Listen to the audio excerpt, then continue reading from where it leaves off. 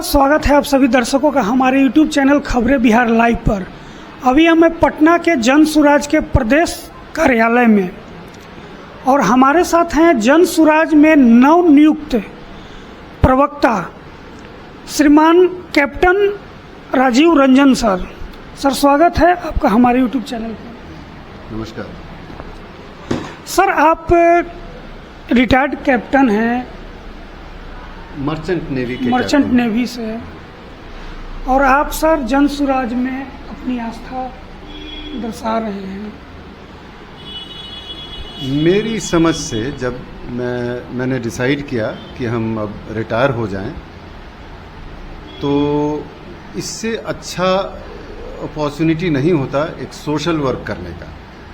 हम जन सुराज पॉलिटिक्स के लिए नहीं ज्वाइन किए हैं, हम सोशल वर्क के लिए ज्वाइन किए हैं। यही हम अपने मित्रों को भी, परिचित जितने भी लोग हैं, सबको यही बताते हैं। सब लोग पूछते हैं कि ऐसा क्या हुआ कि तुम पॉलिटिक्स ज्वाइन कर लिए। लेकिन मेरे लिए इतना बड़ा एक प्लेटफॉर्म है जिसमें हम अगर इसमें सहयोग करें तो मन में लगता है कि हम एक बहुत बड़ा सोशल वर्क कर रहे हैं, क्योंकि इनको हम बहुत दिन से, सालों से फॉलो कर रहे हैं, प्रशांत किशोर जी को। और उनका जो जागरूकता अभियान है ना, इसी की तो ज़रूरत है। यही है रूट कॉज बिहार की सारी समस्याओं का। लोग जागरूक हो जाएं, लोगों को बताना चाहिए कि क्या सही है क्या गलत है। अगर एक बार वो हो गया तो फिर बिहार की ज़्यादातर समस्याएं अपने आप निपट जाएंगी। अच्छा सर, आप मर्चेंट नेवी में कैप्टन थे और अभी जो है आप जन सुराज में आए हैं, यहाँ आपको प्रवक्ता नियुक्त किया गया है। तो सर, जनता से रिलेशन बनाने में, जनता की समस्या सुनने में, उन समस्याओं को निदान करने में कैसा महसूस होता है सर?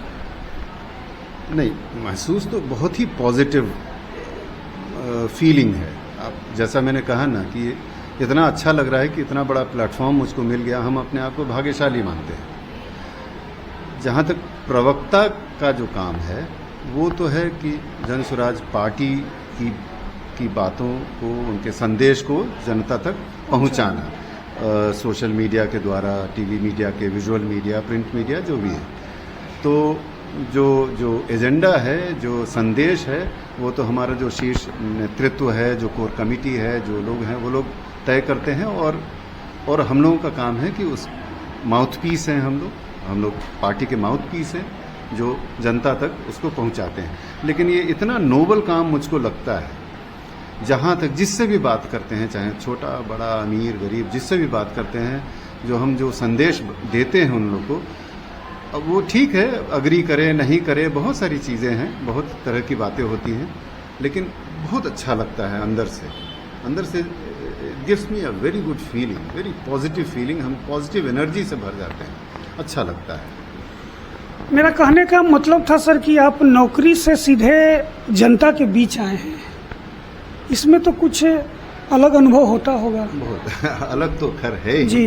नौकरी तो दूसरी, और वैसे भी हमारी जो नौकरी थी वो तो ऐसी एलियन नौकरी थी जिसके बारे में बहुत सारे लोग ठीक से जानते भी नहीं कि वो है क्या, और जनता से पाला भी नहीं पड़ता होगा। हाँ, और वैसे मास से तो पाला नहीं होता, ठीक है, जो काम करते हैं बस। ये एक बहुत डिफरेंट फीलिंग है, लेकिन बहुत अच्छी फीलिंग है। जब घर आते थे, हम लोग छुट्टी में रहते थे, तो ठीक है, हम सोशली बहुत एक्टिव थे, लेकिन ये जो एक्टिविटी है, इसका तो कोई जवाब नहीं है। ये तो बहुत ही अच्छा। पर नीतीश कुमार जी के बारे में कहा जाता है कि विकास किए हैं बिहार में, और विकास तो हुआ भी है सर कुछ। सर, जिस तरह से परसों दिन चितकोहरा के अमला टोला में एक बच्ची को जला दिया गया, बच्ची मर भी गई, हालांकि ये जांच का विषय है, जली की जलाया गया। सर, क्या लगता है, महिलाओं की सुरक्षा में नीतीश सरकार चूक रही है और बेहतर काम होने चाहिए थे, या इस तरह की घटनाएं होती रहती हैं? जो पहला सवाल था आपका डेवलपमेंट का, निश्चित रूप से जो दिखाई पड़ता है उसको एडमिट करने में हम लोगों को कोई गुरेज नहीं है। हम लोग ये नहीं कह रहे हैं, लेकिन सबको इस बात का ध्यान देना होगा कि आज से 30 साल या 20 साल पहले हम प्रति व्यक्ति जो जीडीपी है, जो स्टेट जीडीपी, उसमें हम बॉटम पे थे, सबसे नीचे थे। 20 साल के सुशासन और डेवलपमेंट सब कुछ देखते हुए भी आज भी हम लोग उतना ही नीचे हैं। मैं आपको एक और फिगर देता हूँ। आज 68,000 रुपया है प्रति व्यक्ति जीडीपी बिहार का। उत्तर प्रदेश हमसे सिर्फ एक पायदान ऊपर है। हम प्रति व्यक्ति बता रहे हैं, उनका 1,05,000 है। वो हमसे जस्ट एक पायदान ऊपर है। आप सोचिए कितना का डिफरेंस है। हमसे वो 40%, 45% ज़्यादा है, बल्कि 50%। तो हम लोग 20 साल बहुत अच्छा डेवलपमेंट अगर कहती है वो सरकार, तो आपको इस बात का अंदाज़ा नहीं है कि हमारे बगल में भी, झारखंड में चले जाइए, बंगाल में चले जाइए, उत्तर प्रदेश में चले जाइए, किसी दूसरे राज्य में चले जाइए, जो दूसरे बीमारू राज्य भी थे, उस सब को देखिए। अगर आप डाटा देखिएगा ना, तो आपको लगेगा कि अरे हम लोग का डेवलपमेंट तो था, लेकिन हम लोग के जितना तो उनका भी डेवलपमेंट था। तो गैप तो उतना का उतना ही रह गया। हम लोग गैप कम तो नहीं कर पाए। नीतीश कुमार चाहे कितनों डेवलपमेंट कर लिए, लेकिन वो गैप तो हुआ नहीं। और पलायन बदस्तूर जारी है, गरीबी उतनी ही है, भूखमरी उतनी है। ये जो ढेला पत्थर की बात आप जो कर रहे हैं ना, ये मैनिफेस्टेशन है उसी फ्रस्ट्रेशन का, उसी निराशा का, उसी हताशा का। ये जो पॉलिटिकल वर्कर हैं जो ढेला चला रहे हो, कहाँ से आते हैं? वो कोई ट्रेन सोल्जर्स थोड़ी हैं। उसको सब बेरोजगार सड़क पे घूमने वाले हैं, उनको पकड़ के लाते हैं कि चल भाई ढेला पे। तो इतना डेवलपमेंट के बाद भी अगर ये हो रहा है, तब तो कोई फ़ायदा नहीं है इस डेवलपमेंट का। उस डेवलपमेंट के मॉडल को हमको देखना पड़ेगा कि एग्जैक्टली कैसे उस डेवलपमेंट को चेंज करें और उसमें गति आए, कि हमारा ओवरऑल जो ह्यूमन इंडेक्स है, बाकी सब चीज़, शिक्षा है, स्वास्थ्य है, वो। दूसरी बात, ये जो लड़की की हत्या हुई है, बहुत अनफॉर्चुनेट है, और उस परिवार के साथ हमारी संवेदना है, और बहुत दुख होता है ये सब जान के। वो जो 2 बच्चे का लाश मिली वहाँ इंद्रपुरी में, अजीब अजीब तरह की घटनाएं घट रही हैं, और गवर्नमेंट को और सेंसिटिव होना पड़ेगा।